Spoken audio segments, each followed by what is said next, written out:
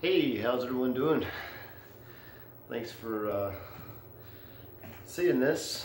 And last time I posted, this is actually video number um, two of what I hope to be a large amount to come in the future. But today is the 2nd of June, and I'm going to be departing on the 6th. Today is Saturday, and I've got to work today, and I work tomorrow at the donut place. And after that, I'm done with working there.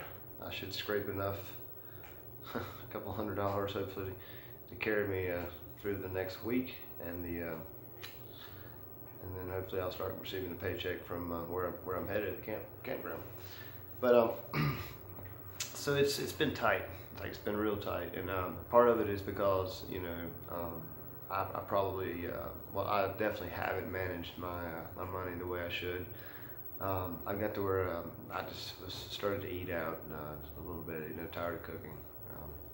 When you're eating a vegetarian diet, it seems like, to me, I tend to fix like some of the same things over and over, and I always have. But that's why I'm really enjoying the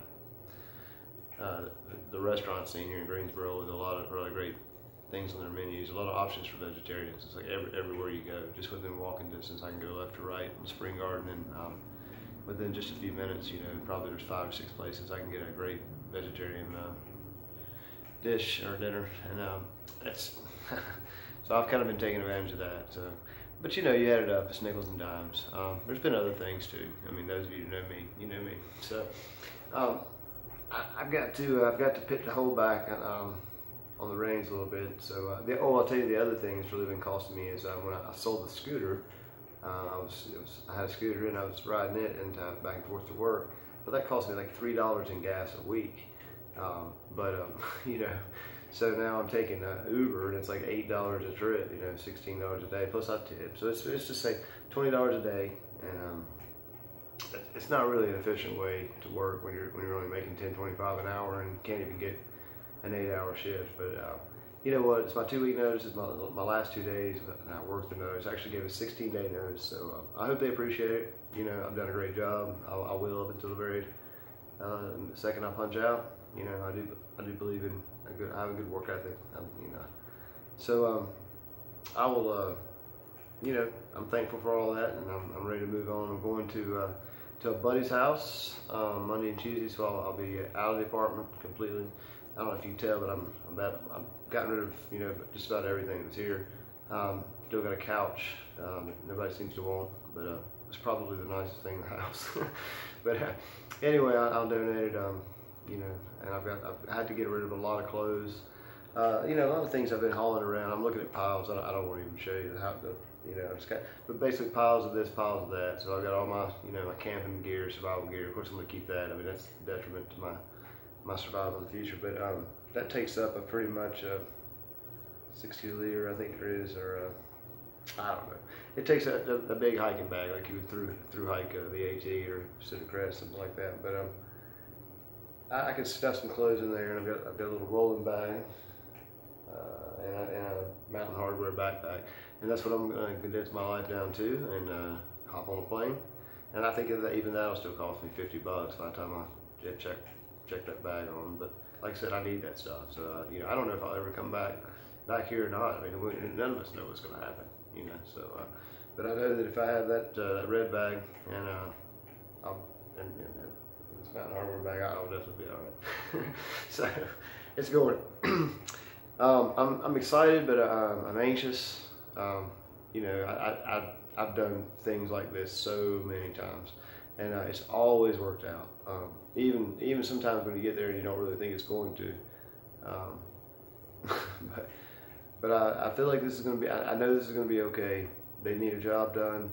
I'm going to do that job. I'm going to do it well. I'm going to be enthusiastic about it. I'm going to really sit back and try to really appreciate the environment that I've been allowed to be in, and I'm going to try to really set my focus and intentions on just absorbing that positive energy, realizing I've made a step for the better, that there's a reason why I'm doing that. This is not all just for Chris to go trek across the United States. You know what I mean? Well, it is inevitably, but I mean, for a long-term, goal of purchasing an RV or a van, and I'm almost 100% sure now it's van.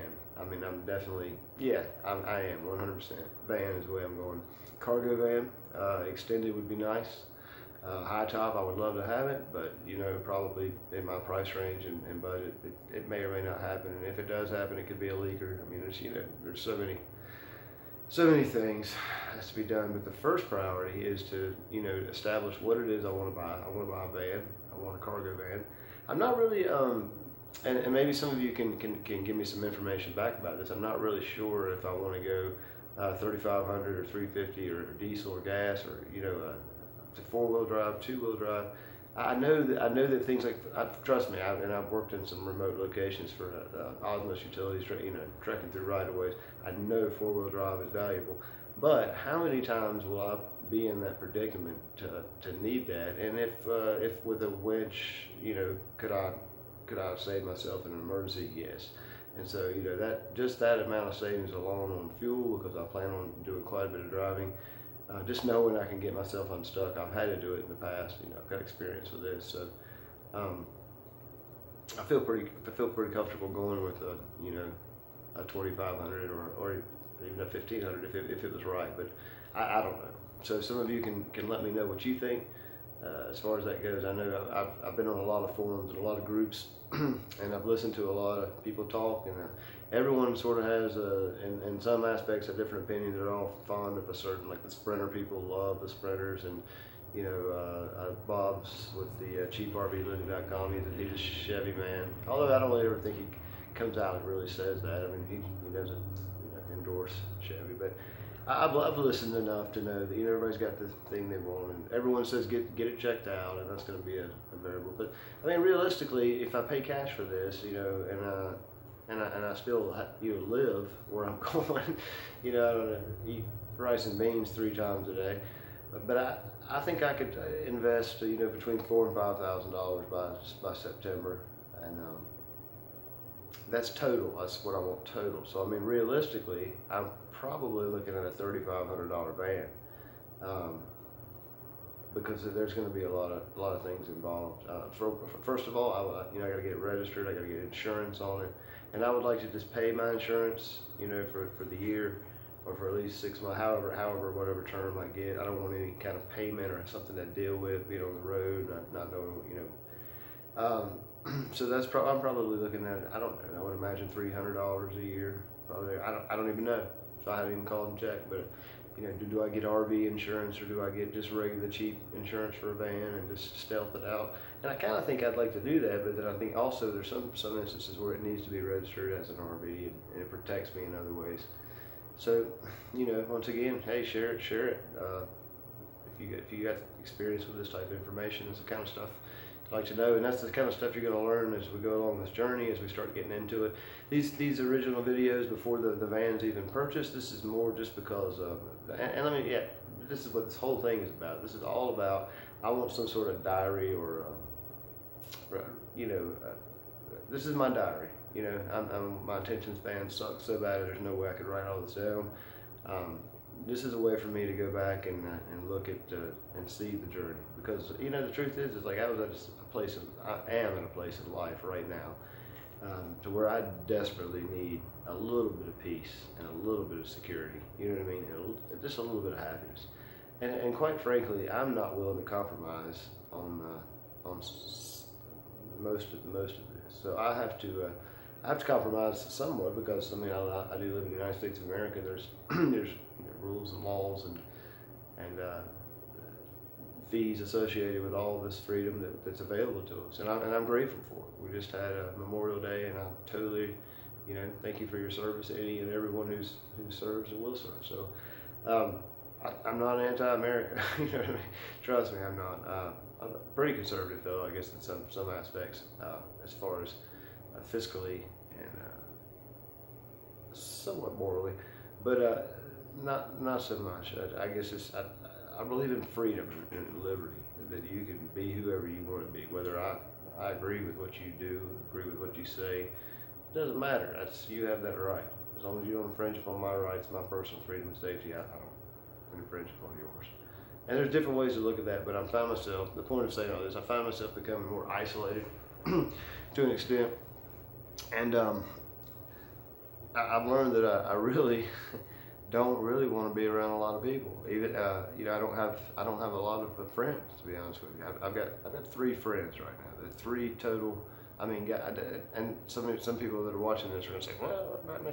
A lot of you, we have a relationship, but we don't connect on a regular basis. You know what I mean? It's not a week that goes by that we don't, you know, me and these other 3 people. Well, sometimes I guess there is, but you know, it's just different. You know, lots of years, lots of memories, lots of travels. They've really been down the road with me. You know, these 3 people, I put them through hell. They've helped me every time, and I've tried to be there for them when I could. But I mean, definitely these people have saved me, and there's no reason why they should want anything to do with me. But they're always there. They always care.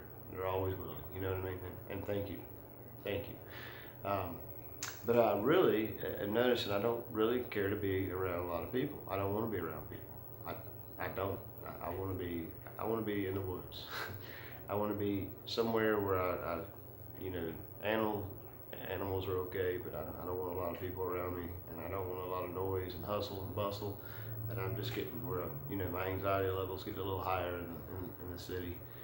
And I'd like to come and go, and that's the way I do it here. You know what I mean? I want to come back, and because of the people, I want to see my friends. But you know, I think we'll start being more creative about that. I'll work out more creative ways to do that. But this van will help out with that a lot. So, but I'm really looking forward to getting away. And you know, some people say, "Oh, you're running from your problems." You're damn right. My problems are right now. They're right here. You know what I mean?